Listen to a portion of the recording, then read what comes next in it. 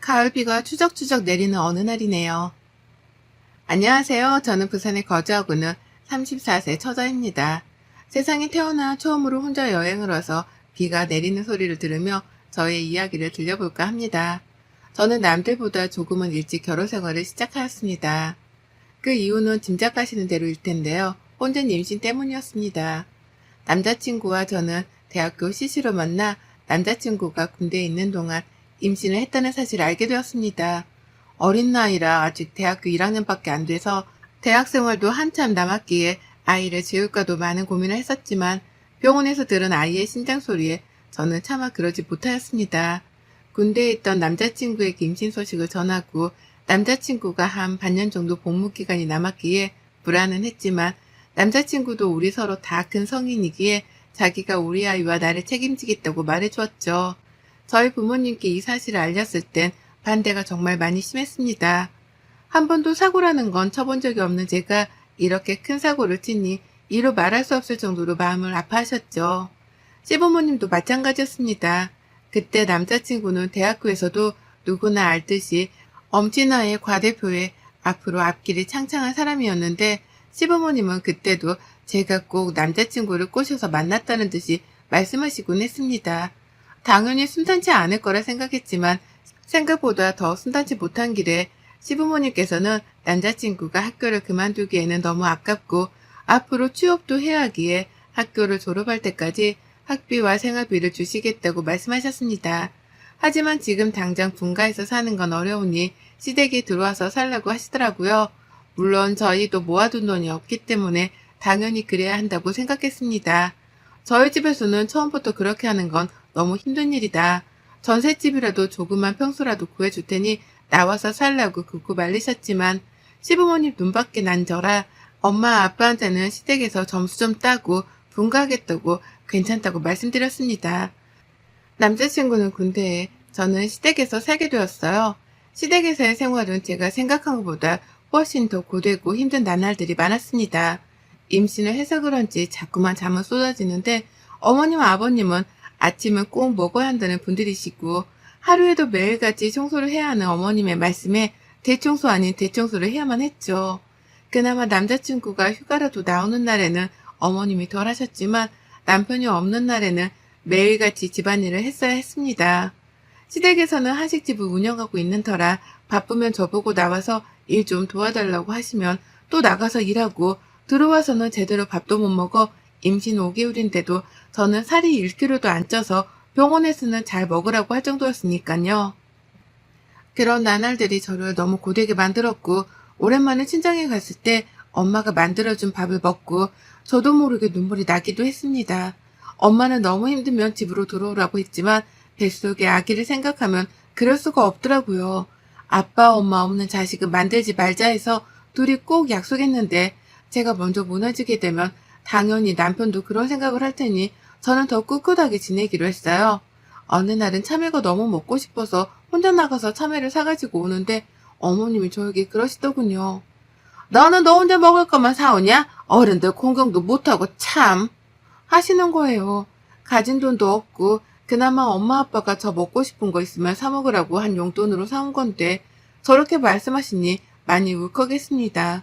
방에 들어와서 시댁 식구들이 다 자고 난 뒤 혼자 쭈그려 앉아 참외를 깎아먹는 제 모습이 어찌나 서러웠던지 그래도 아이를 생각해서 정말 많이 참고 또 참았습니다. 남자친구가 제대로 얼마 놔두지 않고 있는 상황이라 조금만 더 참으면 된다 라는 생각으로 버텨냈습니다. 그러자 제가 임신 10개월 정도 되었을 때 갑자기 피가 흘러 병원의 응급실로 실려가게 되었고 아이의 심장 소리가 들리지 않는다는 이야기를 듣게 되었습니다. 어떤 게 문제였을까요? 아이를 지켜내지 못했다는 죄책감에 저는 미친 여자처럼 병원에서 소리를 질렀던 것 같아요. 그때 어머님은 저에게 그렇게 말하더군요. 자기 아이 하나 지키지 못하고 몸가수도 못하고 도대체 너는 할 줄 아는 게 뭐냐? 하는 말이 어머님이 저를 보자마자 처음 하는 말이었습니다. 그 뒤로 저는 혼인신고도 하지 않은 사이였지만 그 남자친구와 저는 그대로 서로 각자의 갈 길을 가게 되었습니다. 한동안 몸을 추스릴 수 없을 만큼 건강이 많이 나빠지기도 했고 아예 일상생활을 할 수 없는 상황이 초래되면서 엄마 아빠는 그런 저를 보고 늘 많이 힘들어 하셨습니다. 먼저 보는 아이를 위해서라도 이렇게 살지 말아야겠다 생각한 저는 휴학해 두었던 대학교를 그만두고 다시 재수를 해서 다른 대학교에 들어가면 어떻겠냐는 부모님의 간곡한 바람에 정말 오랫동안 하지 않았던 공부를 시작했습니다. 1년 동안 열심히 공부한 만큼 저는 예전 학교에서도 같은 전공이었던 법학과로 진학을 하였습니다. 정신없던 학교 생활과 함께 잘 지내다가도 문득문득 먼저 하늘나라로 보냈던 아이가 늘 떠올랐습니다. 그럴 때마다 고이 간직해두었던 나의 물건들을 꺼내 울기도 하고 아이를 보냈던 곳에 가서 이런저런 이야기도 하고 오면서 그렇게 저의 인생을 다시 살았습니다. 사실 저는 두 번 다시는 누군가를 만나야 할 생각을 하지도 또 감히 생각하지도 않았습니다. 그 뒤 학교를 졸업하고 변호사 시험에 합격한 날 부모님과 저는 정말 많이 울었던 기억이 나네요. 그리고 제가 처음 신입사원으로 변호사 사무실에 입사를 했을 때 이야기입니다. 지금도 물론 그렇지만 그때 한참 보이스피싱으로 인한 범죄가 많았을 때인데요. 그때 맡았던 사건의 보이스피싱 피해액이 정말 컸기 때문에 그 일로 인해 회사가 뒤숭숭하던 찰나였어요.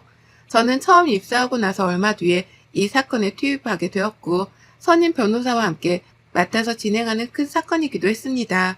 여기서 구체적으로 다루게 되면 문제가 커질 수도 있어 간단하게 설명만 드리자면 보이스피싱으로 인한 범죄에서 현금 운반책을 진행했던 사람들에게도 반드시 사실 여부 등과 함께 알고 가담했는지 모르고 가담했는지 등도 함께 걸려있는 사건이었습니다. 그때 당시 아르바이트라고 한 뒤 일반인들에게 현금 수거책을 시킨 항목들이 낱낱이 드러나면서 보이스피싱으로 인해 피해를 본 분들의 사건이었는데요. 사건을 확인한 후 처음 재판이 열리고 돌아가는 날 정말 낯익은 얼굴을 보게 되었어요. 살면서 두 번 다시는 보고 싶지 않았던 그 얼굴이요. 바로 전 남자친구의 어머니였어요. 전 남자친구의 어머니는 그대로 서로를 알아보았고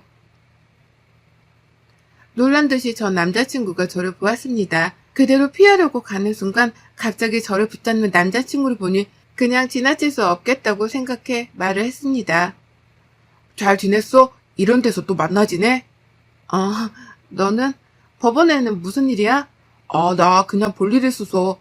라고 이야기하려던 순간 뒤에서 따라오던 선배 변호사가 김비원, 이따 자료 찾아서 방으로 들고 와서 다시 얘기해. 나 먼저 사무실로 갈게.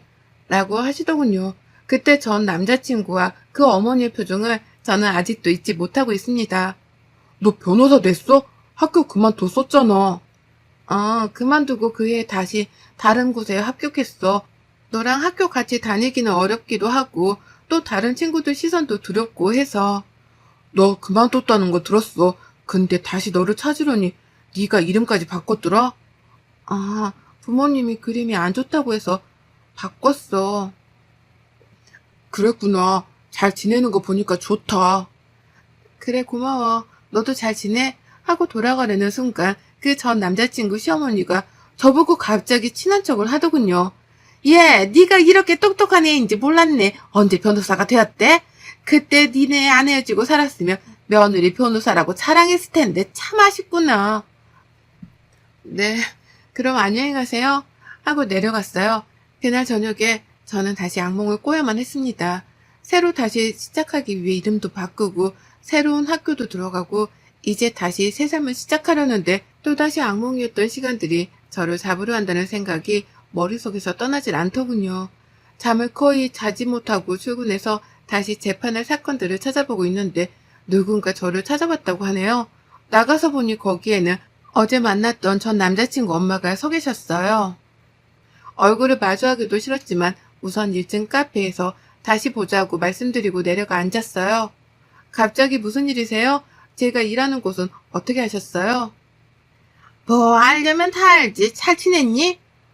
네, 근데 무슨 일이세요? 이렇게 서로 길게 대화할 사이는 저희가 아니잖아요. 옛날 시어머니 며느리 관계에서 너는 뭘 일이 빡빡하게 구니? 그때 결혼도 하지 않았던 사이인데 시어머니와 며느리라는 말은 좀 불쾌하네요. 그리고 오래된 이야기 꺼내지 마세요. 벌써 다 지난 일인데요. 변호사면 너 돈 좀 많이 벌겠다. 우리 아들은 그 뒤로 학교 그만두고 참 힘들어했는데 너는 이렇게 잘된 모습 보니까 배가 참 아프더라고. 그래서 너한테 위자료라도 좀 받아야겠다 싶어서. 너 우리 집에서 먹고 자고 할 때 생활비 한 푼 안 보탰잖니. 그때 얼마나 돈이 많이 들어갔는데. 지금 무슨 말이세요? 제가 거기 들어가 살겠다고 안 했잖아요. 저보고 생활비랑 동영이가 졸업할 때까지 다 해주신다고 들어와서만 살라고 해서 들어간 건데 지금 와서 뭐? 위자료를 말씀하세요? 너무 뻔뻔하다는 생각이 안 드세요? 뭐가 뻔뻔하니? 너는 번듯하게 변호사 돼서 잘 사는데 우리 통영이는 너 때문에 군대 다녀와서 너무 힘들어서 인생이 다 망가졌는데 너만 잘 사는 모습 봐서 되겠니? 너는 하늘에 간 너 얘기한테 부끄럽지도 않아? 지금 어디서 저희 아이를 들먹이세요? 어쨌든 나 지금 너한테 다 얘기했고 이번호로 연락 줬으면 좋겠다. 돈 준비되면. 그리고 네가 지금 위자료 안 주면 너네 회사에 너 과거에 결혼하고 유산까지 해서 이혼한 이야기 다 퍼뜨려줄까? 우리 아들 인생 망치고 너만 잘 살 수는 없지. 너도 과거에는 애 엄마였잖아. 하고 뻔뻔하게 자기 연락처를 두고 나갔습니다. 저는 더 이상 이렇게는 안 될 것 같아 예전에 학교에 다니던 같은 과였던 친구에게 오랜만에 연락을 했어요. 지혜야, 나야, 잘 지냈어? 어머, 미네야. 너 미네구나. 정말 이게 얼마만이야? 연락 못해서 미안해. 정말 미안한데 혹시 너 동영이 연락처 아니? 다른 친구들한테는 나 연락 온 거 미안한데 말하지 않았으면 좋겠어. 그래도 너랑 가장 친했어서 내가 너한테 연락한 거야. 동영이 연락처를 알아야 하는데 내가 몰라서. 알지, 알려줄게. 근데 무슨 일 있어? 그냥 동영이랑 좀 이야기할 게 있어서 동영이 학교도 그만두고 그랬다면서 나는 몰랐어. 그 뒤로 잊고 살았어서. 동영이 너 그만두고 제대하고 나서 휴학했다가 그 뒤로 자퇴했다고 하더라고. 동영이 친했던 친구들 얘기 들어보면 몇 달 동안은 제정신도 아닌 채로 살았다고 하더라. 그래도 너는 알고 있을 줄 알았는데 아니었나 보네. 너는 잘 지내는 거지? 애들이 다 너 소식 궁금해했어.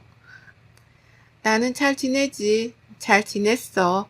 그냥 다시 학교 복학하기가 그렇더라고. 미네야, 나는 사실 너 법원에서 몇 번 본 적 있어. 너 변호사 되어 있더라? 나는 너 변호사 될 줄 알았어. 우리 과에서도 네가 탑이었잖아, 동영이랑. 근데 네가 모른 척하고 싶을 것 같아서 말 안 하고 그냥 지나쳐 갔었지. 멋있더라, 너. 그랬구나. 미안해. 앞으로 종종 연락하고 지내자. 그 후 저는 전 남자친구에게 전화를 걸어 만나자고 했고 정말 오랜만에 만나는 만남에 저는 참 많이 불편했습니다. 잘 지내냐는 서로의 안부와 함께 저는 날선 말투로 대화를 이어나갔어요. 동영아, 너희 엄마가 나를 찾아봤어. 위자료 달라고 하시는데 이런 말을 내가 왜 듣고 있어야 하는지 모르겠어. 내가 네 군대 가 있던 시간 동안 너네 집에서 살길 바라신 건 너희 엄마였잖아. 근데 이제 와서 그 생활비야 내가 너를 망쳤다며 위자료를 달라고 하시는데 이게 말이 된다고 생각해 너는? 나는 물음에 전 남자친구는 정말 몰랐다면서 엄마가 너를 찾아갈 줄 몰랐다면서 정말 미안하다는 말만 되풀이하였습니다.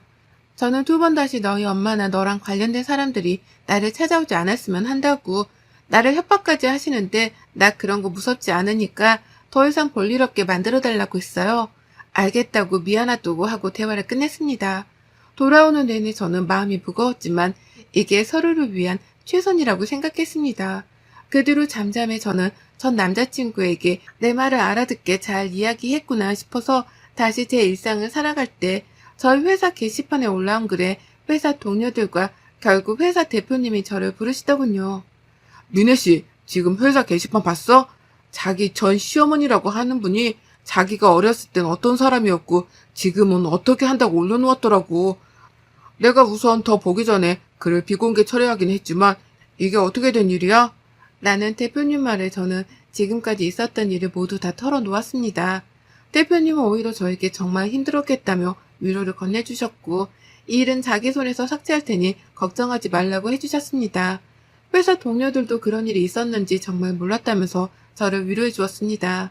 하지만 저는 마지막까지 이렇게 한 걸 용서할 수 없었으며 명예훼손으로 전 남자친구 어머니를 고소했습니다. 게시판에 쓴 글의 모든 부분이 거짓은 아니었지만 그 안에 있는 내용은 이러했습니다.